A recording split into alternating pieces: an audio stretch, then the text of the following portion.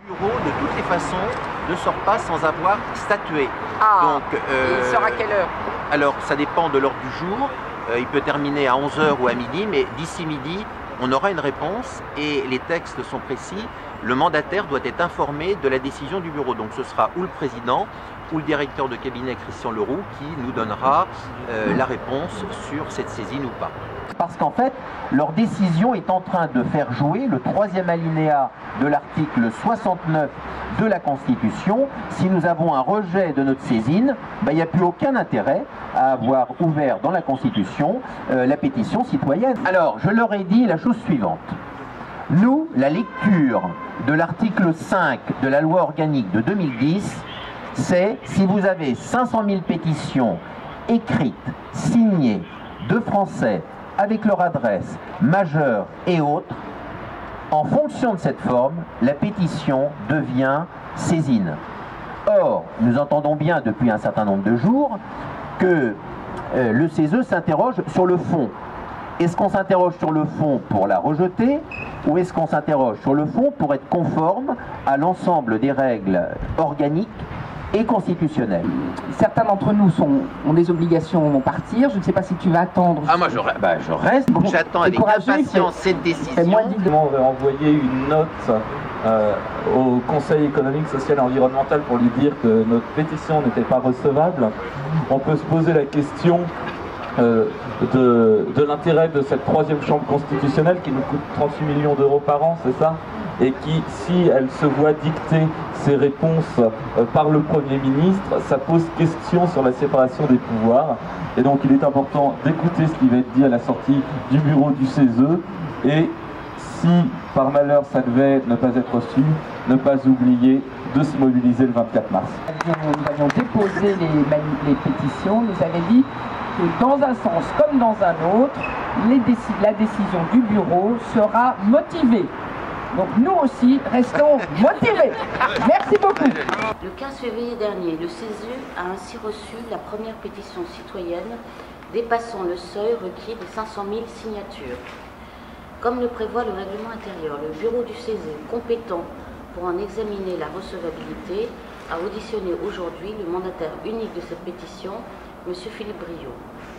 Après avoir pris connaissance du résultat des opérations de vérification sous contrôle d'huissier, le bureau a constaté que les conditions de nombre et de forme étaient réunies. Pour autant, et en vertu de l'article 69 de la Constitution et de l'article 2 de l'ordonnance du 29 décembre 1958, portant loi organique relative au Conseil économique, social et environnemental, la saisine du CESE pour avis sur un projet de loi relève exclusivement du Premier ministre. Celle-ci ne saurait ainsi être autorisée par voie de pétition citoyenne.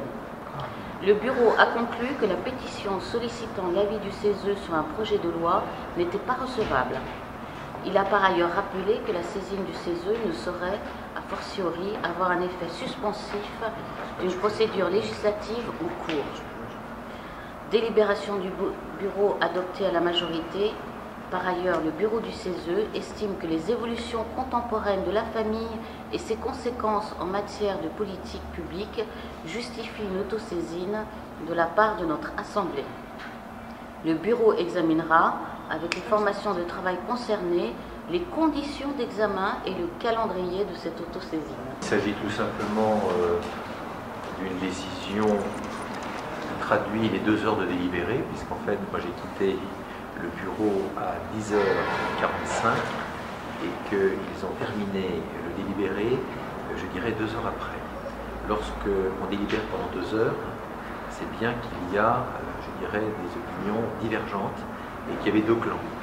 Le clan de ceux qui voulaient rejeter et ceux qui voulaient accepter. Et qu'on était certainement très proche des 50-50. Et qu'à partir du moment où il y a des impératifs qui dépassent le CESE, je ne ferai pas de commentaire pour le moment, mais j'en ferai dans quelques heures. Il est clair qu'il a fallu trouver un consensus. Comme beaucoup de décisions du CESE, elles sont souvent consensuelles. C'est-à-dire qu'il faut faire plaisir à tout le monde. C'est la raison pour laquelle nous avons aujourd'hui une décision qui est un rejet, soyons clairs, de la saisine sur 700 000 pétitions, ce qui est pour moi un scandale.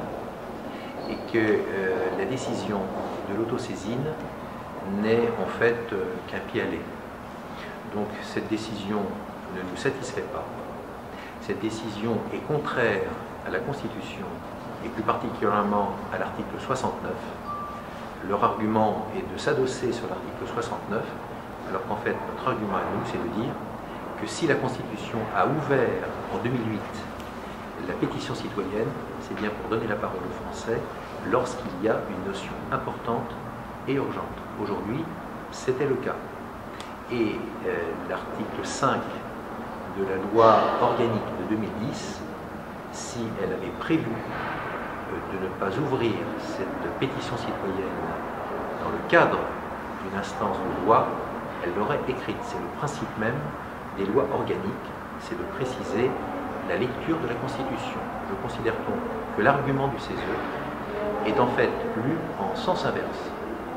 Il est bien évident que face à cette décision consensuelle, je n'aurais qu'à peut-être dire dans un terme familier que le préfixe de consensuel traduit peut-être les conséquences de ce qui va se passer maintenant. Nous ne sommes pas satisfaits. J'ai entendu au sein même de ce conseil qu'il y avait une porte ouverte. Certes, on ne nous a pas fermé la porte totalement. Elle étant ouverte, nous allons la pousser, nous allons nous y engouffrer. Je ne peux pas en dire plus, nous sommes un collectif et que les décisions doivent être collectives.